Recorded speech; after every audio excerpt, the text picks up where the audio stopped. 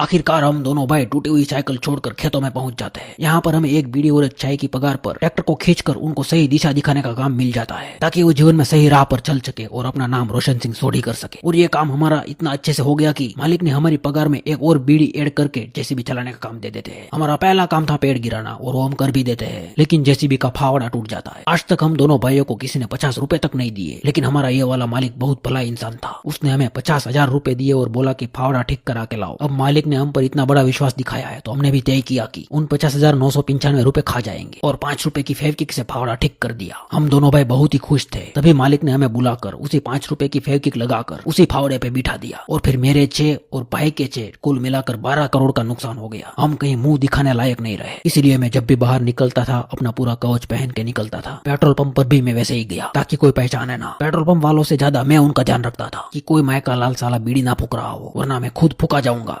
आज सुबह सुबह मैं और मेरा भाई काम के लिए निकल पड़ते हैं। तभी हमने देखा कि रास्ता बंद है, लेकिन ऐसी कोई मुसीबत आज तक बनी ही नहीं जो हमें रोक सके। हमने अपना रास्ता खुद बनाया और काम पर पहुंच जाते हैं। हमें आज जेसीबी से लेवलिंग करना था, वो काम मैंने अच्छे से किया। ये देखकर मेरा भाई मुझसे बोलता है कि हमें खुद की कंस्ट्रक्शन कंपनी खोल लेनी चाहिए। आज से हम नौकरी नहीं करेंगे, अपना रास्ता खुद बनाएंगे। हमने जेसीबी चलाने की जॉब छोड़ दी। हमारी वो जॉब छोड़ते ही उस जॉब के लिए हमारे दूसरे भाई बंधुओं ने युद्ध छेड़ दिया, लेकिन हम वहाँ से निकल जाते हैं। हमारा पहला काम था एक मजबूत टीम खड़ी करना। हमने 16 साल के ताऊ का इंटरव्यू लिया, लेकिन इनका लिंक नहीं था, मतलब आधार कार्ड के साथ नंबर लिंक नहीं था, तो वो करवाने के लिए हम उसे भेज देते हैं। जब वहाँ पर बोला गया कि आंखें बंद करके खोलो, तो ठरकी ताऊ गंदे गंदे इशारे करने लगता है।